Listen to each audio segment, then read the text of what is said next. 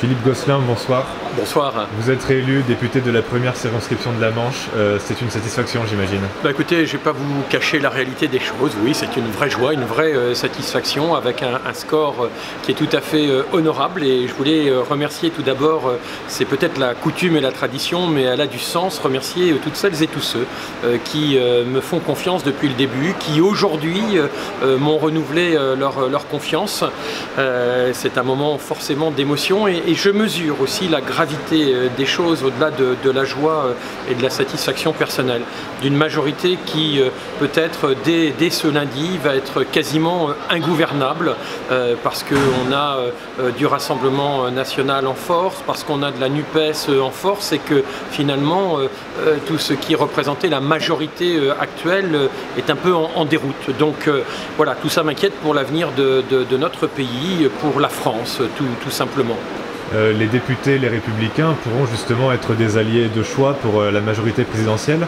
Est-ce que c'est quelque chose que vous envisagez? Est-ce que vous êtes prêt à travailler avec les élus macronistes et LREM?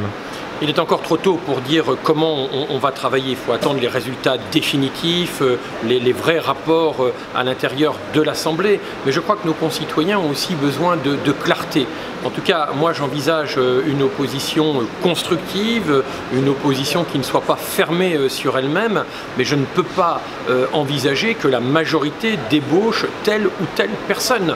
Je crois qu'il faudra jouer la transparence et demain, s'il y avait confusion des genres, ça pourrait être compliqué. En tout cas, moi je voterai toujours dans l'intérêt de la France, dans l'intérêt de la Manche, parce que je veux que mon pays aille le mieux possible dans une période où il y a une crise à la fois de confiance, une crise avec la dette, une crise internationale avec l'Ukraine, où on a aussi des questions de pouvoir d'achat, de santé qui sont très présentes. Donc tout ça nous oblige, et en tout cas à ne pas jouer les apprentis sorciers, c'est évident.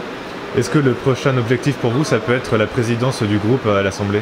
Écoutez, là aussi, il est vraiment trop tôt pour dire ce qu'il en est. Moi, je souhaite, au-delà des résultats départementaux dans la Manche, qui encore une fois m'honorent et m'obligent, parce que je ne laisserai pas tomber évidemment cette force qui m'accompagne. Mais au-delà de cela, il y aura aussi des choix, des responsabilités plus nationales, peut-être à envisager. En tout cas, je ne suis pas à la course au poste.